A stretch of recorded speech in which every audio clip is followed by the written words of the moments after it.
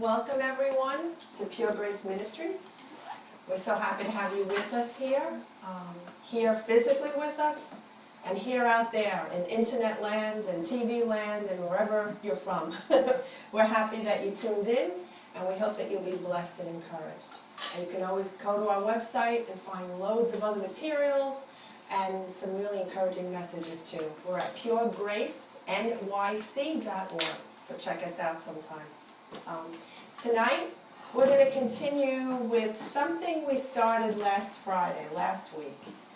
And I told Pastor Joaquin that it made such a deep impact on me personally when I shared it.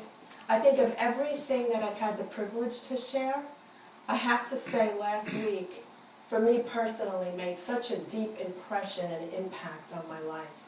So much so that I went to bed that night and I woke up at 2:30 in the morning and the Lord was speaking to me about that message last week. And I was up from 2:30 to 4:30 just writing. Some of which I weaved into tonight's message, but the rest of which will come and unfold over the weeks to come. But that being said, I want to take you to tonight, and we're going to do a very brief recap of last week. I can't get into all of last week, but I really encourage you to watch that video. It's called Love's Perfect Work. You can find it on YouTube or you can find it on our website, because tonight is building off of where we traveled last week. So you'll really have a better foundation if you listen to the first part of this. That being said, tonight we're going to talk about the companionship of discipleship. We've been talking about discipleship for weeks now, and the Lord's been unfolding so many other things to us about discipleship. We started off with quietness and listening, and we talked about rest a little bit. Tonight we're going to talk about the companionship of discipleship, and what does that mean? And the first thing I need to start off with, that we have to have a very clear understanding, is that there's both a perfecting, which means maturing, and a redeeming or a restoring work to every aspect of God's love in our lives. God's love is maturing me and restoring me.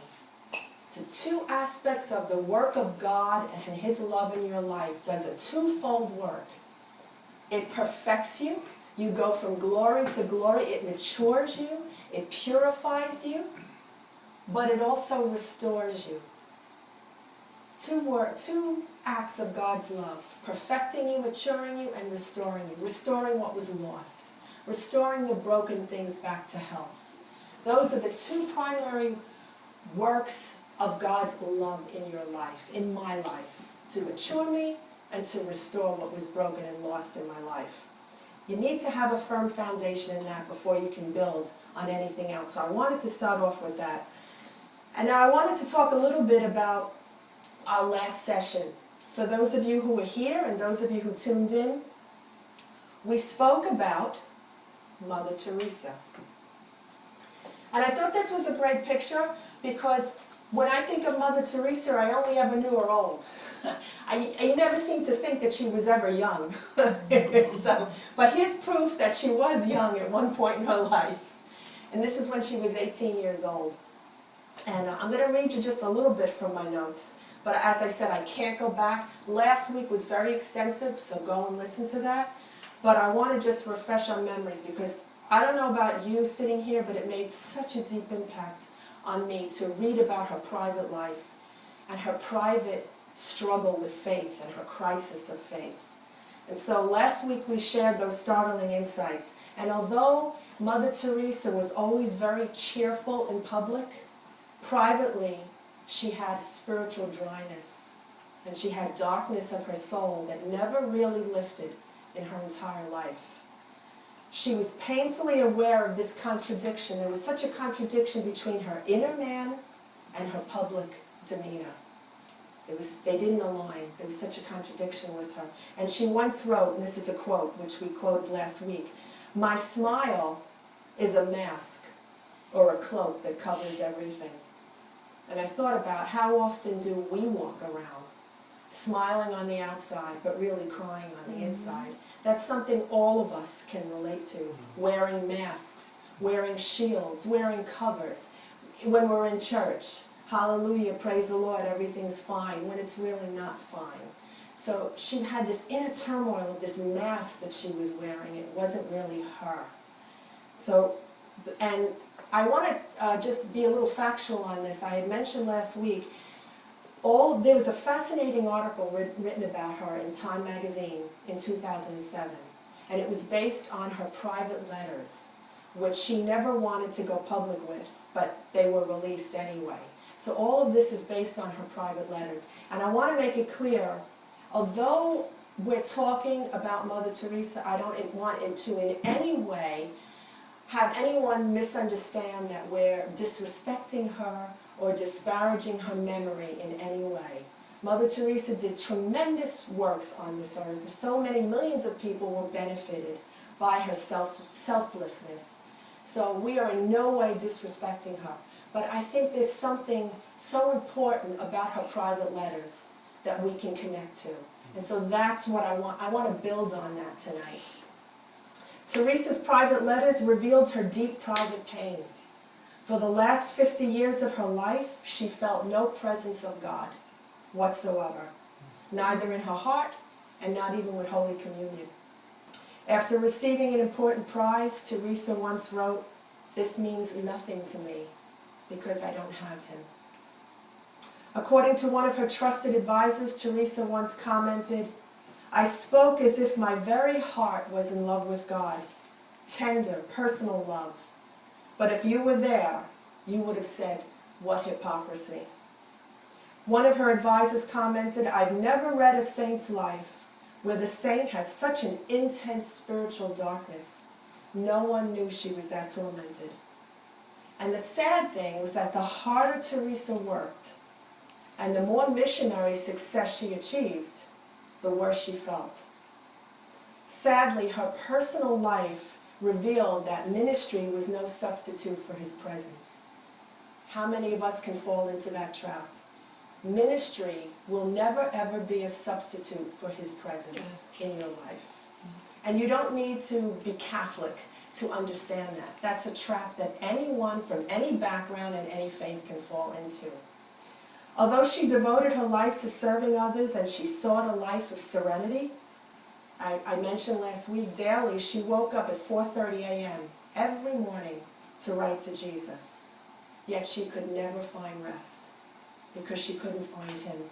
Imagine that, waking up at 4:30 every morning to encounter Jesus, and she never found him. She never found rest. Which brings up home a point that we talked about several weeks ago about being quiet. And I said outward quietness doesn't necessarily indicate inner rest. A person can be very quiet, they can sit in a corner and they cannot speak. That doesn't mean that inwardly they're at rest. They could have a storm raging inside inwardly. So outward quietness is no indicator of inward rest. For nearly most of her life, Teresa's heart could find no rest because she couldn't find him. Her inability to perceive and experience God's presence became her life's secret torment. She looked deep down inside and she faced sober realities. She was so close, yet so far away from the awareness of his love and his presence. And so I just wanted to give a brief recap on that because I think we can glean some sobering lessons from her secret pain. No matter where your theology is, no matter what your doctrine is, no matter where your walk with Jesus is, there's something so touching about her private pain that it pierces through all of our theology and all of our doctrinal differences. There's something about her private pain that we can all connect to and we can all relate to. And it's this, that she spent her entire life working so hard to love Jesus, to love her neighbors, without ever experiencing the revelation of God's deep love for her. Teresa's entire life was marked by a lifetime of religious self-effort. She was never able to come to the truth of Christ's love. She was never able to enjoy it, never able to experience it in any real way. And you don't need to be Catholic to understand that or to relate to that emptiness or that spiritual dryness. Teresa missed Jesus, but we don't have to. And tonight, that's what I want to build on. That's what this study, the companionship of discipleship, is all about. Not missing Jesus in our lives. We don't have to live dry, barren, and alone. So let me move forward with this. These are a couple verses we touched on in our last session, but I think they're worth revisiting because they lay a foundation for us. 1 John 4:19. We love him only and solely because he first loved us. This is such an important truth that affects every area of your life. Without the revelation of how deeply loved you are by God, you will not be able to be still, to be quiet, or to be at rest. You can't go further than this. If you can't get the fact of how loved you are by God, you will never be able to love others. You will never be able to even enjoy him or respond to him or experience him without knowing how loved you are. It's not how much I love Jesus. It's how much he loves me. That's the place for us to begin. And love, that love will bring a calmness to your life. It'll bring a stillness. It'll bring a rest, even in the middle of a storm. And so I had to look deep within myself, because if you're easily agitated, if you're easily annoyed, if things get under your skin and you get stirred up very easily, somewhere in your life there's a deficiency of his love. Because love is calm, love is at rest, and love is peaceful. So when you're agitated and stirred up, you have to stop right then and there and say, Lord, what's going on in me? Because your love, there's a deficiency somewhere. Your love wants to touch that area in my life. And I want to show you the next verse that follows this, because it builds on this. 1 John, again, 4:19 and 20. We love him because he first loved us. So we got that, right? But look what the next verse says. If someone says, I love God, and hates his brother, he is a liar. For he who does not love his brother whom he has seen, how can he love God whom he has not seen? So I want you to see the progression here. You have to be firmly rooted in God's love for you before you can ever love him in return, and then proceed to love others. That's the order. I understand he loves me, and that understanding enables me to love him, and that enables me to love others. There's a progression to it. He loves me, so I can love him, and then I can love others. It's Christ's love that enables me to do that. And I think Mother Teresa had it backwards. She was trying so hard to love him, trying so hard to reach heaven, and trying so hard to love others, but never receiving heaven down. She was always concentrating on heaven up and sideways to people, but she never received heaven down, his love for her. So I'm trying to build a foundation here for you for his love. God's love must be the foundation for any spiritual discipline you endeavor to practice. It all starts with his love. It begins and ends with God's love for you. And I think I had mentioned this several weeks ago, and I'm going to get a little bit into it in the next several weeks, but I just want to make one quick statement tonight. That's why yoga and transcendental meditation and all these relaxation techniques that the world does only provides temporary relief. And you know why? Because they are not connected to a divine life source at the other end. You have to plug into his love to experience his rest and his peace. Yoga does not plug into the love of Jesus. Transcendental meditation does not plug in.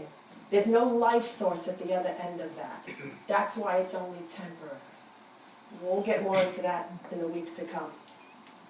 When you know that you are loved unconditionally, then you will trust unconditionally. You will never be able to trust God more than you know that you're loved by God. It's proportionate. To the degree you know that you're loved is to the same degree that you'll be able to trust. They're married together. When you know you're loved unconditionally, then you will trust unconditionally. We also covered this verse in the last session about love. 1 Corinthians 13, that very, very famous love chapter. And Paul is writing to the Corinthians, and he says, if I speak with the tongues of men and of angels, but do not have love, I am become a noisy gong or a clanging cymbal. That word have is possess. It's a very strong, strong word. That I have to possess love, and it possesses me. If I have the gift of prophecy and I understand all mysteries and I have all knowledge, that word knowledge is the acts, the facts, and the science. It's head up here, knowledge. If I have all knowledge and if I have all faith so as to remove mountains but do not possess, own, take ownership of that love, I am nothing. And if I give all my possessions to feed the poor, and if I surrender my body to be burned, but do not possess that love, it profits me nothing. And that was the point that we made last week. Think about all the humanitarian work, all the selfless works that Mother Teresa did through the course of her life, yet never able to come to the truth of his love for her. So all those acts of service profited her nothing. Those works profited other people. It doesn't say your works or my works are profitless. That's not what this says. Our works can be very profitable to other people and yet never profit us. So Paul's telling you that we have to possess that love. God's love is the basis for everything we are and everything we do. It's his love. It's entirely possible to preach to other people and yet never be touched, never be transformed by the very message that you proclaim to other people. And that's very sobering and very sad when you think about it. That I could preach to other people and they could receive the truth and be transformed by the truth, and yet I myself not receive that truth and not be transformed. It's entirely possible. We need to guard ourselves from that. Which is why discipleship is so vital to the Christian walk. Which is why we're embarking on this whole study that's unfolding. I'm really excited about it because it's unfolding week by week. It's not like we have this curriculum and this textbook that's, okay, chapter 1, 2, and 3. No, this is like fresh stuff that's unfolding every week as we walk it out. But discipleship is the only way to mature in Christ. There is no other way. And we had mentioned last week that discipleship is not simply witnessing to people, handing out tracts to people, doing good work, serving our communities. Those are all honorable and noble acts. But discipleship goes so much deeper, and that's the purpose of this study. I want us to broaden and deepen our understanding of what discipleship means. I think I skipped. Did I skip it? Yes. Discipleship is not, and I thought this was a terrific slide. Discipleship is not simply bringing someone to Jesus. That's evangelism. That's witnessing. But discipleship goes the next step further. It is teaching them how to walk with Jesus and how to live like Jesus. To walk in his rhythm. To walk in his timing. To think the way he thinks. To speak the way he speaks. That's discipleship. Not simply get saved, I brought you to Jesus, here's a Bible, and move on. No, it's teaching me how to live like Jesus. That's discipleship. How to enjoy his presence, how to experience his presence. Some of you may remember a few weeks ago I was talking about quietness, and I said quietness is something to be experienced, not something to just learn about, hear about, speak about. It's an experience. We are to experience quietness. We are to experience his presence, not just know about it. That's what discipleship does. That's the whole purpose of discipleship in our lives. At the heart of discipleship is the invitation to rest. Not to work, not to get busy, to rest. That is the heart of discipleship, to rest. Your soul is craving rest. My soul is craving rest, whether or not you know it. You may not even be aware of it, but your soul and my soul is craving rest. And that's the heart of discipleship. And I think last session we ended with this verse. So this is where I'm picking up tonight. This was actually our last slide at the last session. We ended with the invitation to discipleship. And this was Jesus' call to discipleship. He said in Matthew 11, "Come to me, all who are weary and carry heavy burdens, and I will give you rest. Take my yoke upon you and learn from me." That word learn in the Greek is from the root word disciple. Teach, pupil, disciple. Take my yoke upon you and disciple from me. Following me as my disciple. For I am gentle and humble in heart, and you will find what? Busyness? Activity? No, you will find rest for your souls. For my yoke is easy and my burden is light. So Jesus is calling all the broken, all the spiritually weary, everyone who's burned out on religion, burned out on church, burned out on theology, those all the burned out people. That's who he's calling. And he says, "Come to me." It's personal. He's not saying go to church. He's not saying come to a religion. He's saying come to me. It's a personal call. It implies closeness, intimacy. Come to me, come to me. By the way, when we witness to people, that should always be the heart of what we should be telling people to come to Jesus. Not come to my church, come to the way I think. Come to Jesus. That's the heart of evangelism. Come to Jesus. He makes an exhortation for you to come to him and find rest and find relief from everything else you've been relying on to make you spiritual. It's come to me. Come to me. But it requires action. He's saying, come to me. Learn from me. Follow me. Rest is not the absence of problems. I want to take the key to rest. He's talking about rest. And this is something the Lord showed me after the last session when we were talking about Mother Teresa. Rest is not the absence of problems. Rather, it is the presence of God in that area of your life. It's not the absence, well, if all my problems would just go away, I'd have rest. I'd have peace. I'd feel better. And the Lord was showing me rest is not the absence of those things. It's the presence of me in that area of your life. Or to put it another way, rest is not the absence of something. Rest is the presence of someone in your life.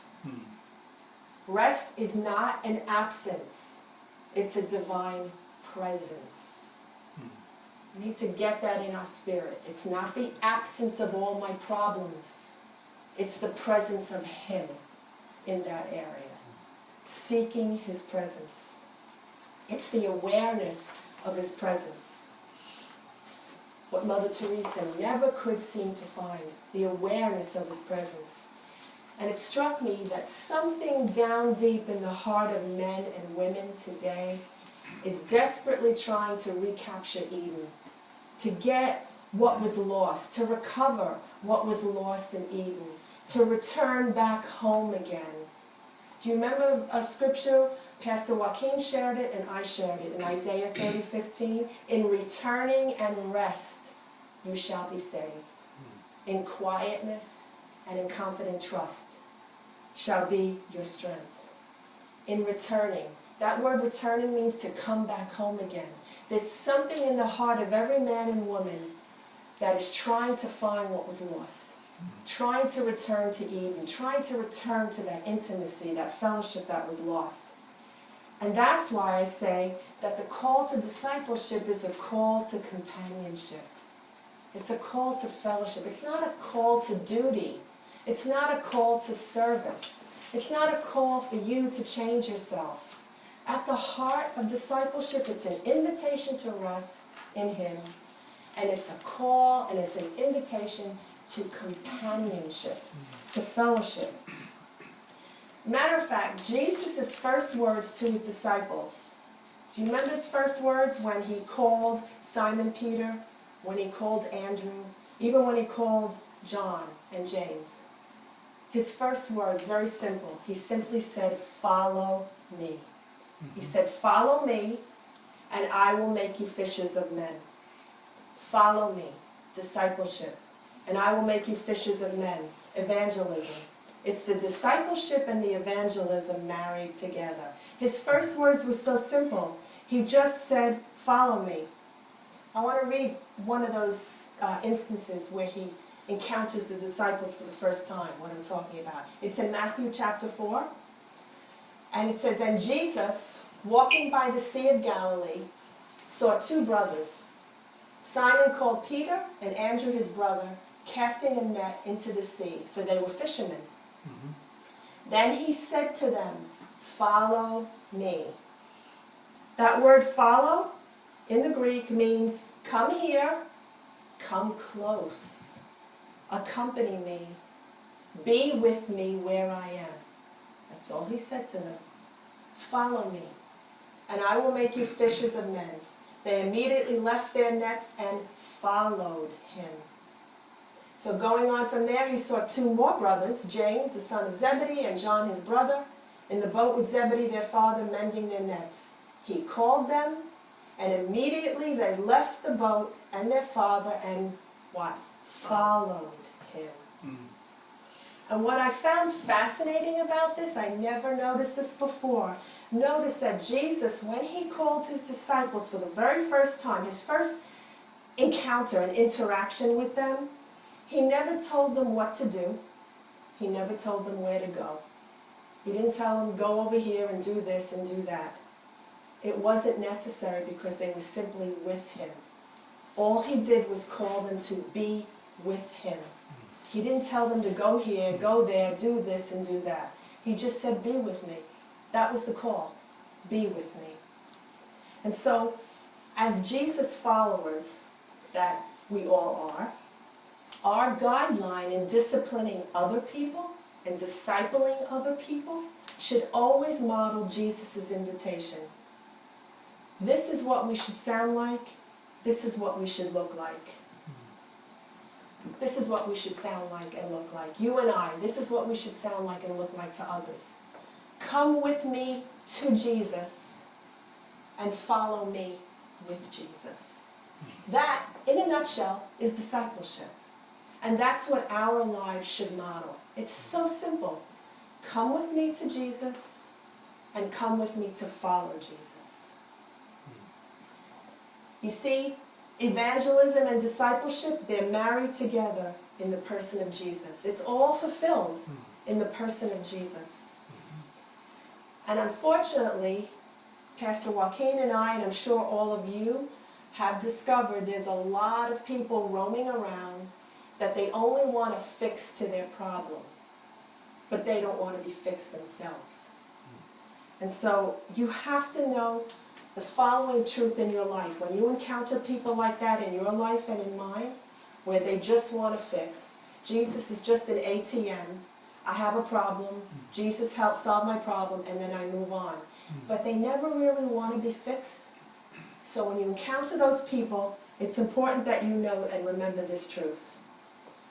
Recognize that it's not your job to convince people, to course correct people, or to fix people. That's not the call of discipleship. It's not your job and it's not my job. And when you recognize that, it will take a lot of the work and a lot of the stress out of discipleship.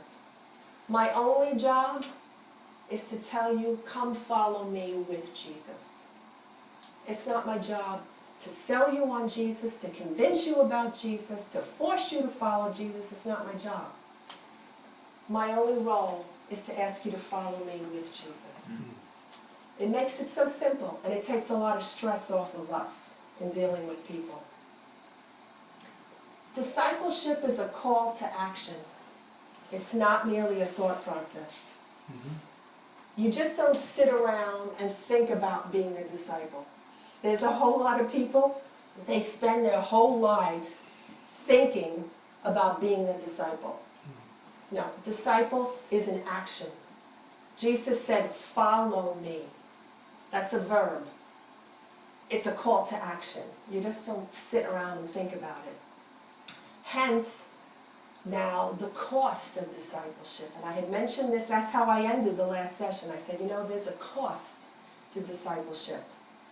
And so I want to touch on that tonight. What's the cost of following Jesus? What's the cost of being close to Jesus? Because there is a cost. And this is where we distinguish the difference between salvation and discipleship. There is a difference.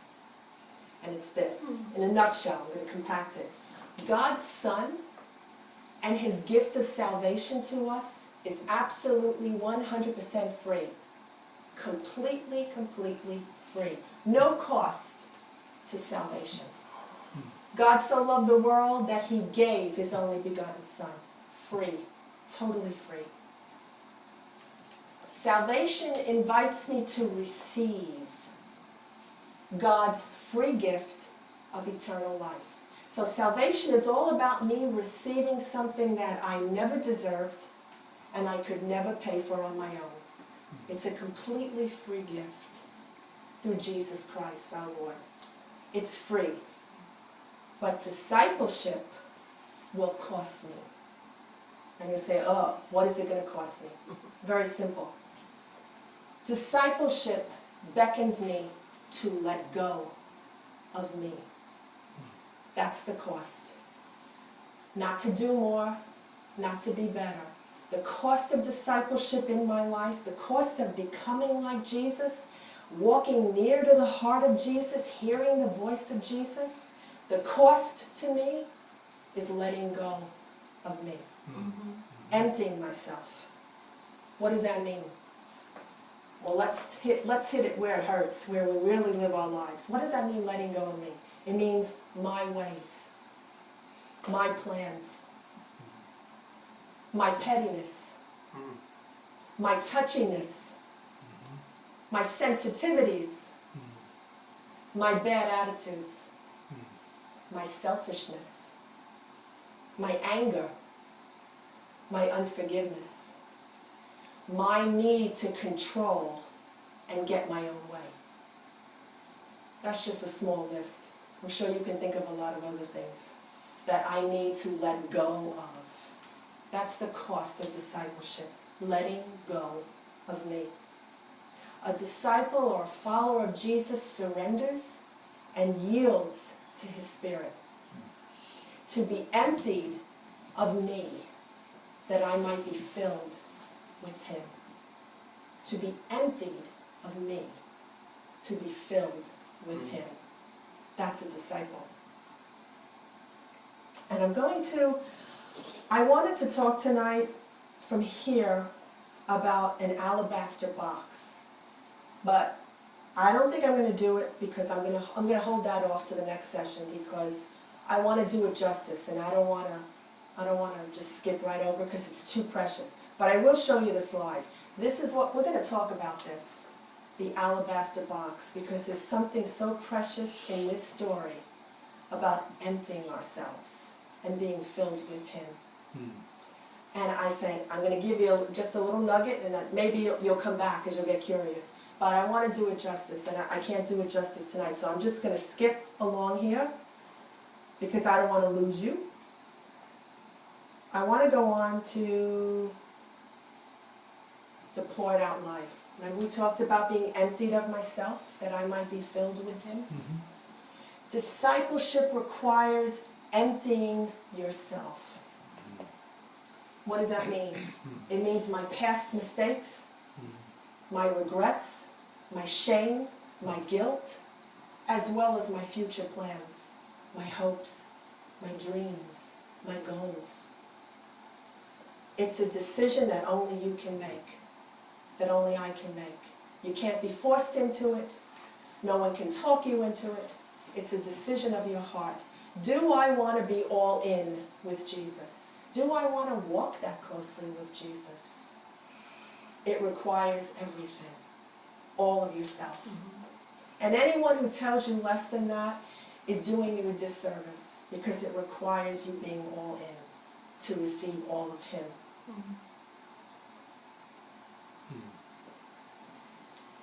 1 John 2:15, an interesting spin on this verse based on what we're talking about now. You don't often hear this verse in connection with discipleship, but I saw something in it. 1 John 2:15. Do not love the world or the things in the world. If anyone loves the world, the love of the Father is not in him. And what I saw about that was this, at the bottom. The degree of your love for others will be directly proportionate to how much you have received of his love. You know why people go out into the world? Do you know why they backslide? Do you know why they live a fast life, a greedy life, an addicted life? Very simple. Because the love of the Father is not in him. It doesn't say they're not loving the Father. It's not what it says. It says the love of the Father is not in that person. Right. So they run to everything else to find that fulfillment, to find that love. Because the love of the Father is not in them. It means there's no meaningful understanding of the Father's love. There's no transformational experience of the Father's love in their lives. I saw that in a whole other way. Because in the past when I had read that verse, it's very easy to judge people who are in the world. To judge people who you feel have backslidden. And they're living a lifestyle that is less than what God created them to live. It's very easy. But I saw this verse not in a judgmental way, but it caused me to understand why they're in the world. They're in the world because they don't have the Father's love in them. It's not been revealed to them. They don't possess it, but you do, and I do. So we are so blessed to possess his love. Surrender. Surrendering is the heart of discipleship. That's what we're talking about. We're really talking about surrendering and yielding. We're not talking about, I'm just saved enough. I got saved, and I'm not going to hell. I'm saved enough to get to heaven. That's just a starting point. We're talking about growing in him, maturing. Stop being spiritual babies and maturing. It requires surrender. Growing closer to God is not the result of you trying harder and of me trying harder, but of surrendering more. Walking with the Lord is not about taking on more responsibility, taking on more obligations, taking on more good works.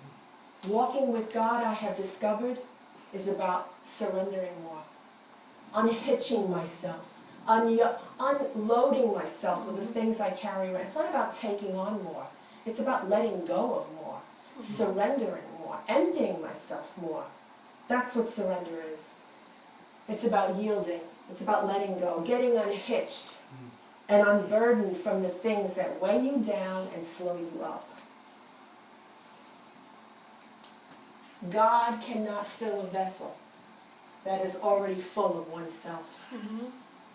He fills only empty vessels with himself.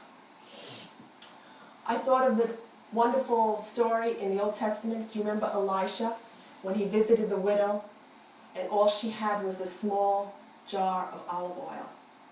She was a widow and she had 2 sons, and they were about to be sold into slavery to pay for their living. And Elisha came to visit her, and he said, "What can I do for you?" And she said, "All I have is a small jar of olive oil. That's all I have." And what was his counsel to her? He told her, "Round up all your neighbors, get their empty jars, and begin pouring out from your little bottle, your little jar of olive oil. Keep pouring it out, and keep pouring it out." And miraculously, she kept pouring out of herself, her little jar, her little jug. She kept pouring out, so that at one point the neighbors ran out of empty jars. There were no more empty jars. She poured out of herself and received his abundance. So the Lord was showing me that he cannot fill a vessel. He cannot fill a person who's so full of themselves, full of their own ways, full of their own desires. He can't fill you. He can't fill me.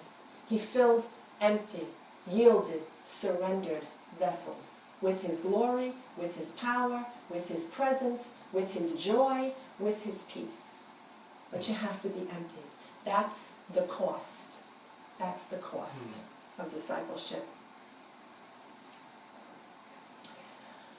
And I'm going to finish up in a few minutes because I'm saving the alabaster box. But I want to finish with this thought. You know, if you've heard any of Pastor Joaquin's messages, he's often mentioned a Hebrew word, kadosh.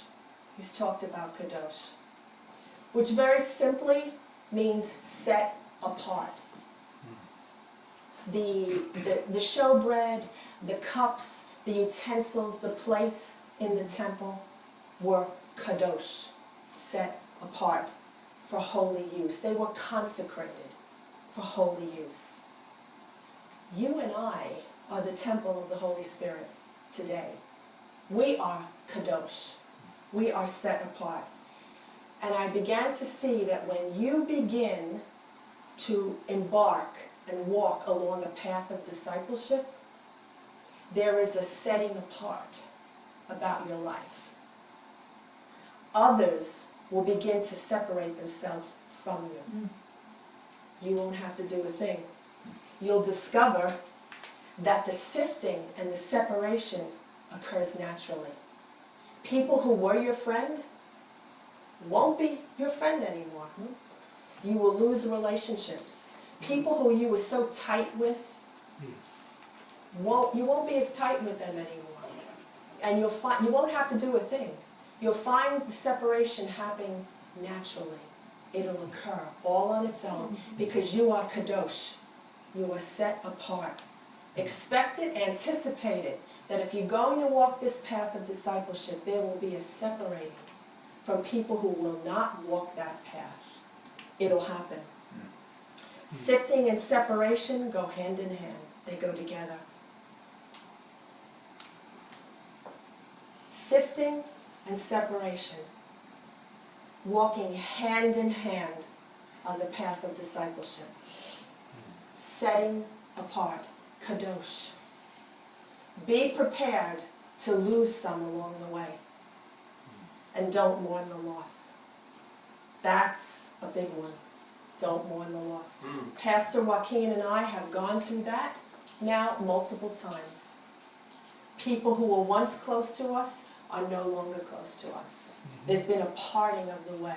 There's been a separation in friendships, in relationships. And we did nothing in the natural for that to have occurred. But it will happen. And the big thing is for you to not mourn those losses. And it doesn't make those people bad people any more than it makes you good. But it means that they're not right for you because they're not walking the path you're walking. And there's a few people here who are sitting in our congregation who have read Hind's Feet on High Places. And if you've read that book, you know the main character, Much Afraid, is on a journey and on a path of discipleship. And her family could not go with her. Her friends who lived in the valley of humiliation, meaning they lived in low places. But she was destined for the high places. She was determined to go to the high places, to elevate her thinking, to elevate her faith, to elevate her speech, her mannerisms, her behavior, her conversations, to elevate her relationship with the shepherd. She was determined. And so her family and her relatives who lived in low places could not take the journey with her. There was a separation. There was a kadosh happening in her life. And sometimes there are lonely places on that path. You will lose those type of friendships and relationships. But don't mourn the loss. Hebrews 12 tells us that Jesus, who for the joy that was set before him, endured the cross, despising the shame, and is set down at the right hand of God the Father, who for the joy that was set before him, he saw the end result. He saw the best is yet ahead. And yet, and many times he experienced aloneness. It was him and his Father. There was a kadosh. So, I wanted to ask you tonight, I think, my final slide. The heart of discipleship is surrendering to the heart and the love of God. What am I surrendering to? I'm not just surrendering to the air. I'm surrendering, I'm not just falling back into nothingness. I'm not taking a leap of faith into nothingness. I'm surrendering to the heart of God, to the love of God for me. That is the decision of discipleship. Amen. And I want to ask you tonight, what are the things in your life, in my life, that we need to surrender to be near to Jesus? Your hopes, your dreams, your plans, your goals, my way. Frank Sinatra had that famous song, I did it my way. That is the opposite of discipleship. You have to surrender my way of doing things. How about my disappointments, my heartaches, my broken dreams, my regrets? If only I had done this. If only I had gone this way. It's surrendering all of that. How about rejections, offenses, broken relationships? How about my family, my health, my finances, my future, my fears? Or it could be my education, my career goals, my house, my car, my appearance, my possessions. Or it could just simply be my schedule, my timing, my own way, my need to control. These are all, honestly, where we live. If we're really honest, I'm sure you can find yourself in at least one of those things that I mentioned. That's an area for discipleship. That's an area where the love of God needs to come into your life and heal it and empty it so that you can be filled with Him instead. All of those things are important to God. It's not that they're not important. It's not that your goals and your dreams are not important to God. It's not that your family and your friends aren't important. It's not that your finances aren't important. It's not that your health isn't important. If it's important to you, it's important to God. But He cannot fill you until you're ready to release it. Release it to Him. Yes, Lord. A couple of weeks ago, I shared that funny little story about a monkey who got his hand caught in a rock. And the reason his hand was caught in the rock and he couldn't get away is because he was holding on to this banana, that he would not let go of this banana. And so he was stuck to that rock. Never being able to understand, if I just let go of the banana, my hand will be free and I will be free. You need to let go. You need to let go. That's the heart of discipleship. Let's pray. Lord, this isn't an easy message. It's not a popular message, but it's a necessary message. It gets to the heart of your call in our lives. the letting go of me so that I can be filled with you. Lord, I don't even know how to do that. And there's a lot of people like me that don't even know how to do that, but that's okay. It just takes a willing heart. It's just a heart that says, Lord, I want to let go. I don't know how to let go. I want to be filled with you. Please show me your love. Let me start there. Every day, show me how much I'm loved by you. Fill me with your love. You came to fill me with your love. And when I'm filled with your love, all that other stuff will be washed away. Naturally, it'll pour out. It'll come out of me, Lord. Not by me trying harder, but by me surrendering and letting go. Lord, there are people out there hearing this that need to let go. I pray that you will visit them, that you will minister to them, and that you will give them the grace to let go and let you take control. In the name of Jesus, our precious Lord. Amen.